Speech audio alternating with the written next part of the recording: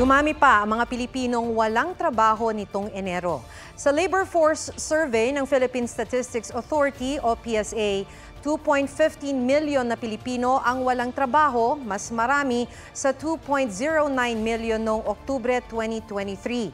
Mas kaunti rin ang mga babaeng kabilang sa labor force na nasa 49.3% habang 72.9% ay mga lalaki.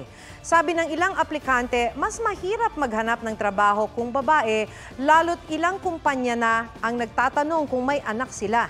Paalala ng Department of Labor and Employment, di dapat maging batayan sa hiring ang gender, status o edad.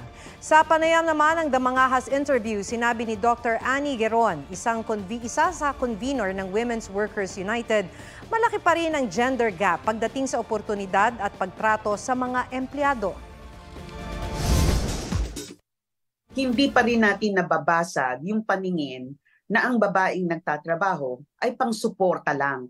At ang kinikilalang breadwinner o tagapagtaguyod dapat kumita ay ang kalalakihan. Huwag magpahuli sa mga balitang dapat ninyong malaman.